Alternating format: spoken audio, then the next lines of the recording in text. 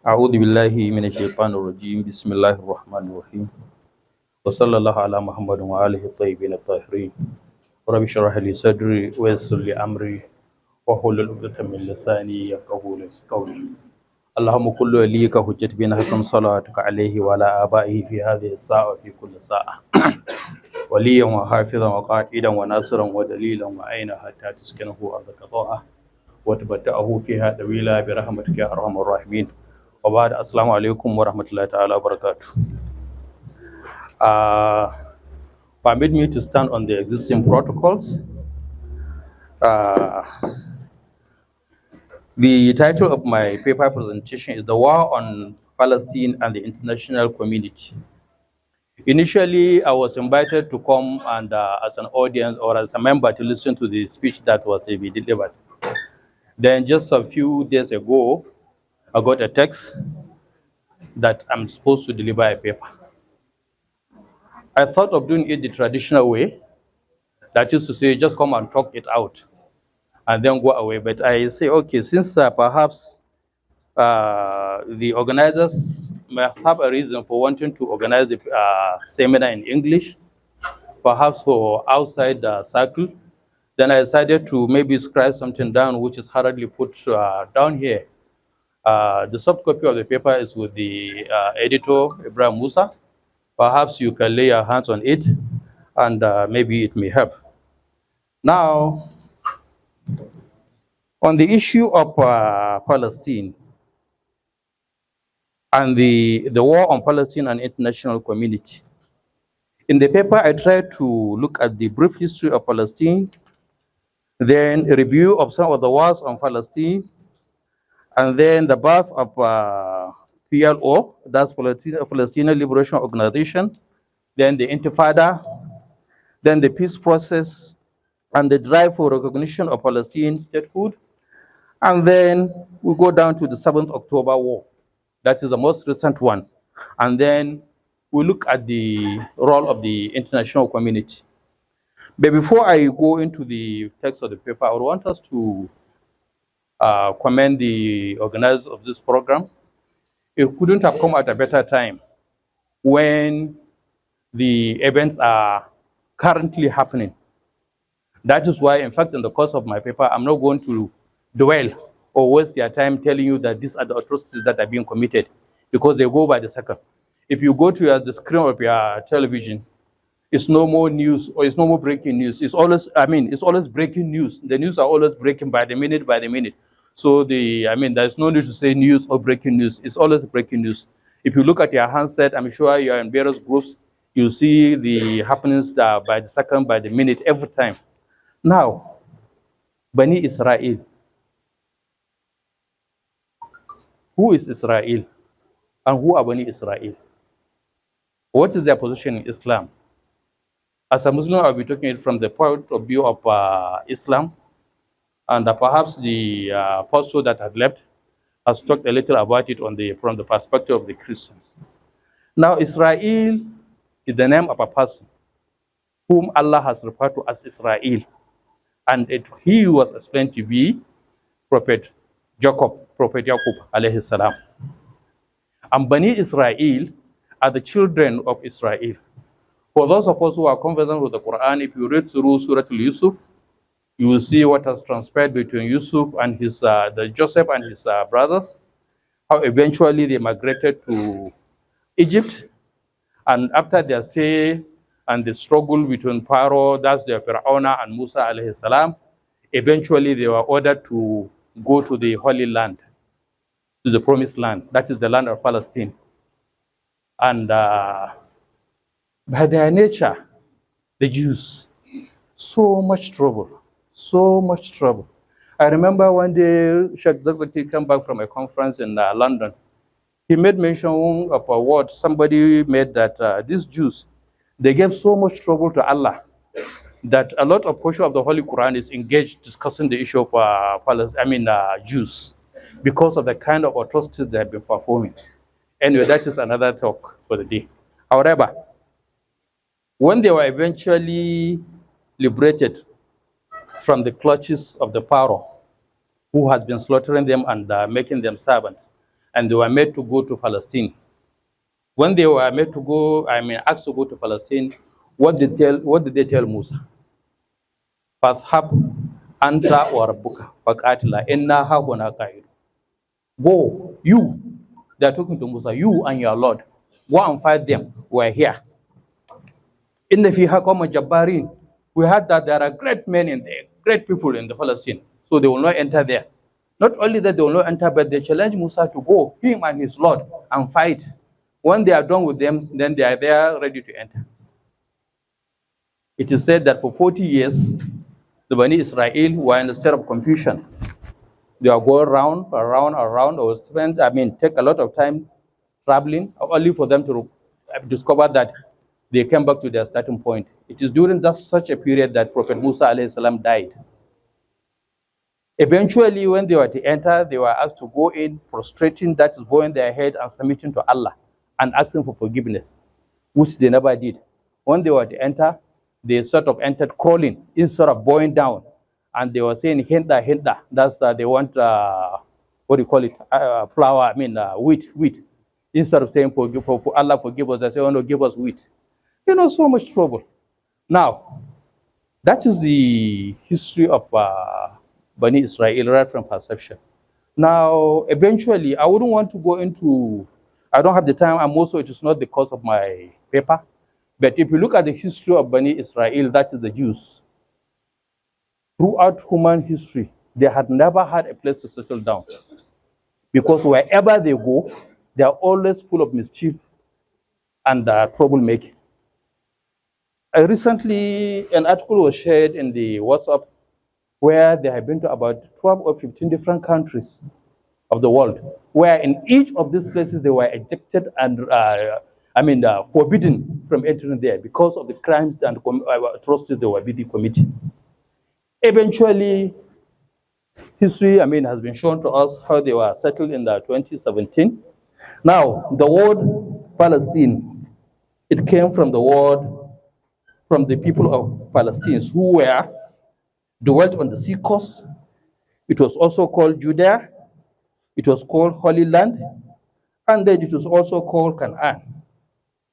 Generally, Palestine is used to refer to geographical region spanning from the Mediterranean Sea in the east of the Jordan, in the river west. The map has been shown, so I don't need to take much of our time.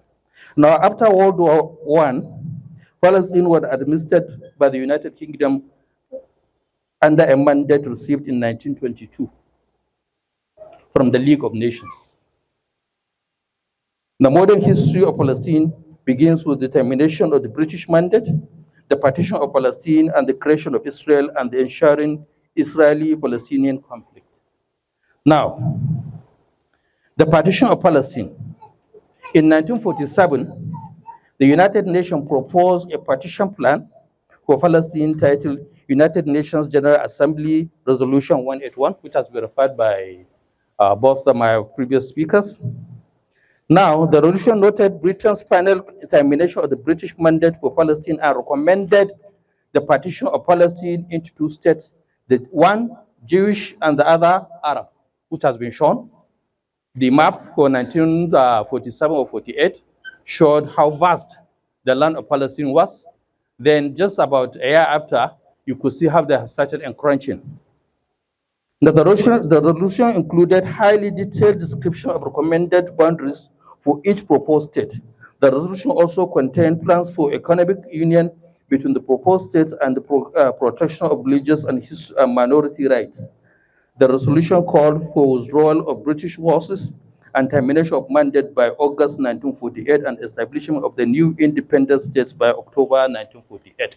That was when officially the state of Israel was given birth to. Now, when did war start in Israel? I've told you how trouble they have been making with right from Musa when he was, he liberated them from, with the permissions of Allah from the clutches of Pharaoh, and how right in front of them, in fact, they were party to it. When they were coming, and then the Red Sea was there, and then Pharaoh with his army were coming. Say, Inna la mudrakun, we were certainly going to be captured. Musa said, Kalla, inna ma'i rabbi sayahdin. Never. I am with my Lord and he will guide us. He was instructed to use his stick to beat the sea, which they battered and create 12 passages for each of the tribe of Bani Israel, which they passed through. The last of them going out is the first, or the last of them going out is the last of Pharaoh and his people coming into the sea. Right before their eyes, they saw how Allah commanded the sea to now engulf, and that was the end of Pharaoh. But immediately they reached the other side of the river, they saw people worshiping idols. Then they say, Musa, ij'al lana alihatan kama lahum aliha. Oh Musa, why don't you give us some idols to worship?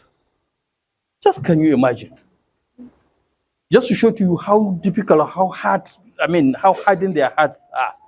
So these are the troublemakers. Now that they have been given a land after the World War I, they were moved to Palestine, and then in 1948, officially their state has been created. And immediately the following year, war broke out. That is the first war between the Arab and the Israel in 1948, which eventually, because of the backing they had, they somehow defeated the Palestinians there. And in fact, the Palestinians call it the war of catastrophe. Thereafter, a six-day war broke out in the year 1967.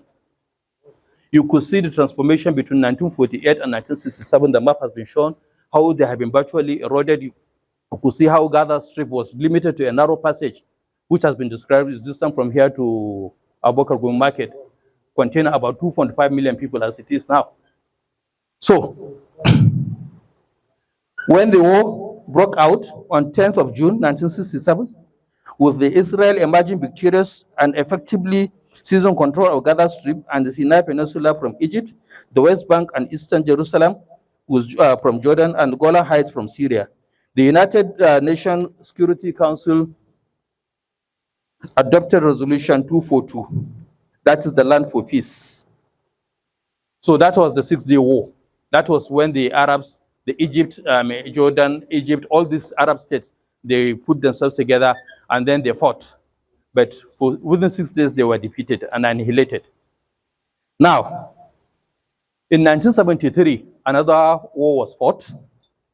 In October 1973, war broke out between Israel and Egypt in the Sinai and Syria and Syrian Golan Heights. A ceasefire was reached under UN Resolution 339, and then eventually a peace treaty was signed in 1979. Then, after 1973, in 1974, there was this quest for Palestinian Liberation Organization under the then leader of Yasser Arafat. So in 1974, the Arab League recognized the Palestinian Liberation Organization as the sole legitimate representative of the Palestinian people and relinquished its role as representative of the West Bank. In 1988, the Palestinian National Council of the PLO approved Palestinian Declaration of Independence in Algiers and Algeria and Tunisia. The declaration declares a state of Palestine in our Palestinian territory with its capital, Jerusalem. Although it does not specify exact borders and asserts UN Resolution 181, it supports the right of Palestinians and the Palestine. Declaration was accompanied by PLO call for multilateral negotiation of the year. Now, at the beginning of this ceremony or gathering, the MC made an analogy whereby you are now in this room, then somebody came in, he's supposed to be with you, or he possibly came in, and then eventually he pushed you to a corner and said you must remain there. As you are sitting there, he will gradually push you until he pushes you out and asks you not to come in. So what can you do? Yes, people tend to see this one. Is it a fight for land? Is it a fight? But the conflict was, as I've told you, these people have not left even Allah alone. They have created so much trouble. In fact, Bani Israel, they have been so notorious that, you know, in the past, Allah subhanahu wa ta'ala can raise prophets a number of times within a day.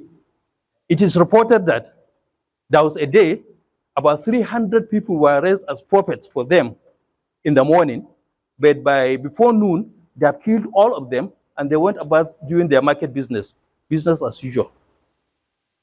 In the Quran, they are reported that lima taqtuluna anbiya Allah. They have been killing even the prophets of Allah, the chosen people of Allah, that have not been spared from them. Talk less of people that they do not consider as human beings. They call them going. If you are not an Israel, then you are a dog. You are supposed to be a donkey to serve them. In fact, they say, I heard of this term, the human animal. So, the drive for recognition of Palestinian statehood. In September 2011, Mahmoud Abbas, the president of Palestine National Authority, requested recognition of Palestine state from both the United Nations General Assembly and Security Council. In October 2011, the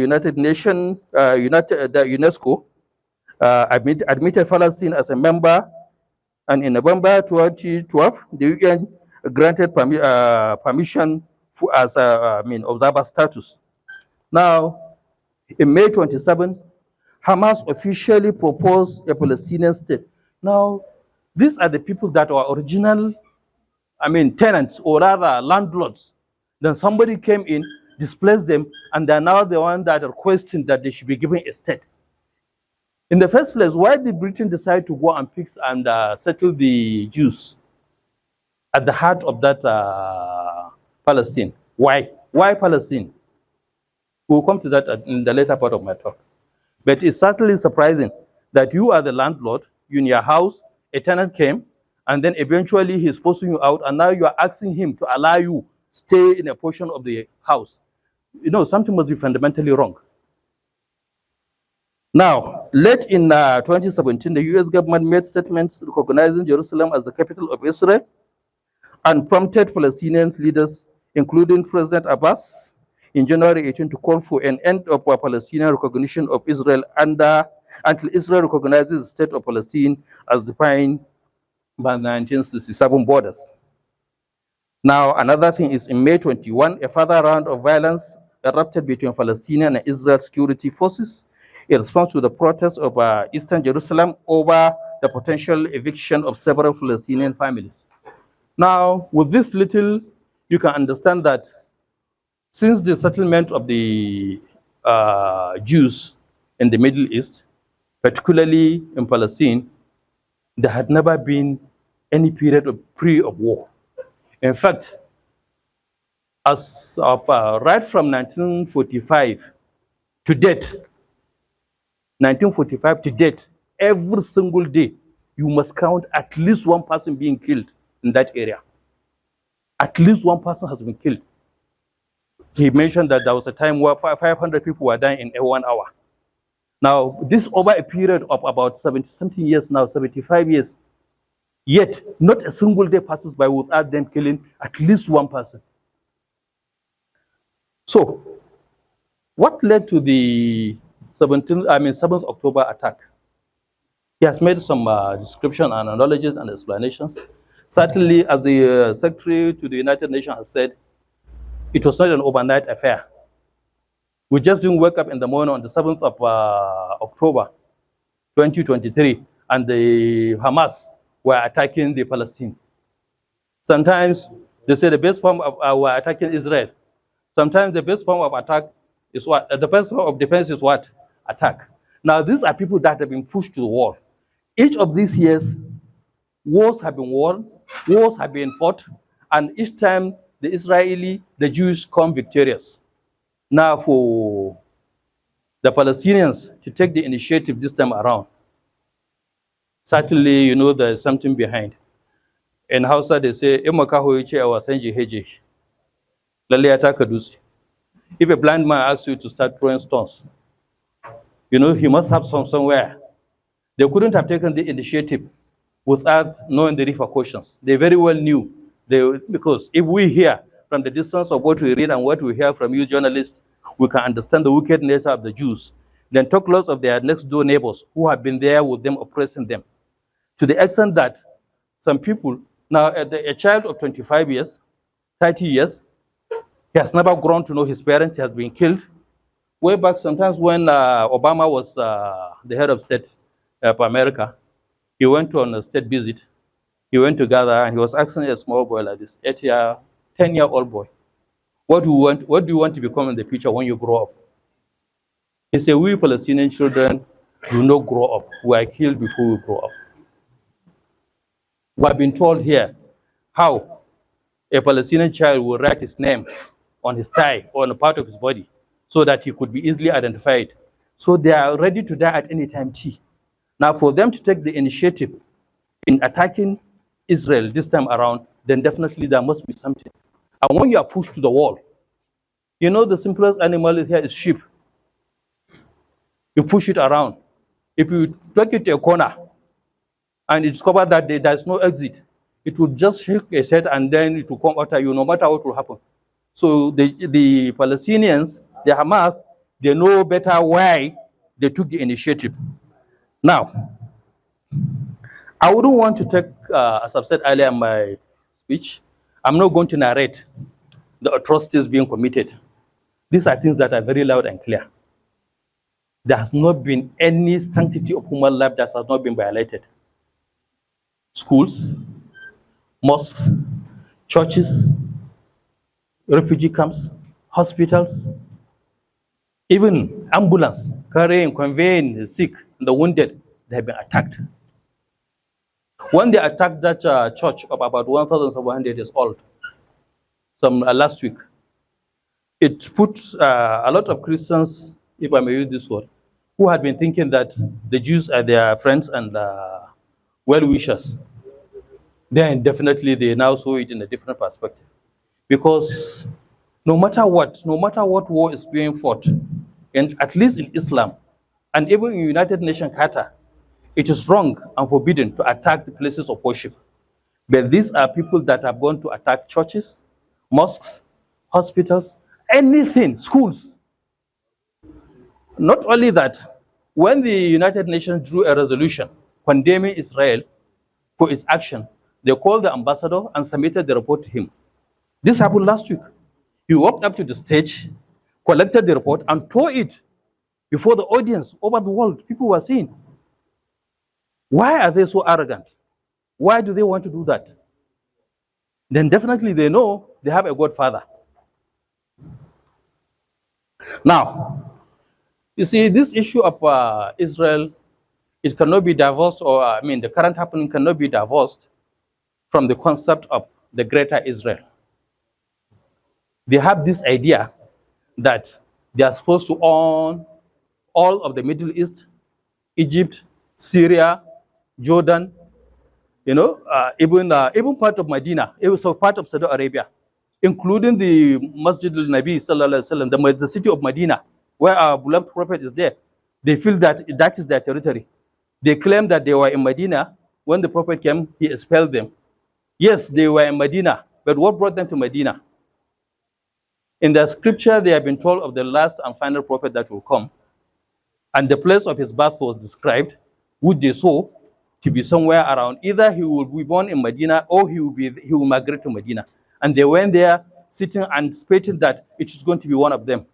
But when Allah's mercy finally descended with the birth of the Holy Prophet Muhammad sallallahu alaihi wasallam, they discovered that he was not a Jew, he was an Arab. Thus the enmity. They went on plotting and fighting and killing Muslims. Eventually, when Islam came of power, the Prophet migrated there, and then they were expelled for the crimes committed, just like they have been expelled from other parts of the world. So Medina is part of the places that they so wish, or rather they may wish to have. Therefore, the concept of this greater Israel is there. And this, as rightly said by Pastor Johanna before he went, which was the concept of the greater Israel according to the founder of the Zionism, Theodor Herzl, is a Jewish state stretching from the bank of the Brook of Egypt to the Euphrates. It will also include the historical Palestine, southern Lebanon, up to Sidon, Syria, Hijaz. Greater Israel is inclusion of Palestine and Israel, a greater part of Saudi Arabia, which will include Medina, the city of our Prophet Muhammad sallallahu alaihi wasallam. While many Zionists also say that greater Israel include the land of Nile, the west of Europe, Euphrates in the east, comprising Palestine, Lebanon, western Syria, and southern Turkey. Many historians and international relations watchers said that this is the reason Israel is slowly and strategically grabbing more and more land from its neighbors, especially Palestine. So their own is an ambition. They just don't want to, they will not be contented by getting the map, the land of Palestine alone. Rather, they want to expand it of all these places that I've mentioned. So there's this concept of Greater Israel that has been there in them. Now, what is the response of the international community to these atrocities or to this current war that is happening? The kind of support being shown to the weak and oppressed people of Palestine globally by people of different faiths and nationalities stand as a clear testimony to the fact that the illegal state of Israel today stands out as the most hated and the cursed state in the world. Look at what is happening in the world now. There has not been any major country where demonstration has not been taking place. Demonstration rallies, vigils have been staged. Places like Iran, Iraq, Afghanistan, Jordan, Turkey, Indonesia, Malaysia, Morocco, South Africa, Nigeria, America, China, France, everywhere there have been rallies in support of the Palestinian people and in condemnation with the action of the Jews. You see, but this morning as we were sitting here, I was glancing through my handset. I saw right now in the southeast of Nigeria, the Igbos there have congregated and they were praying for the success of the Jews over the Palestinians. At least it's a welcome development. People are now resolving to prayers, and we wonder who God will answer. Is it the oppressed or the oppressors?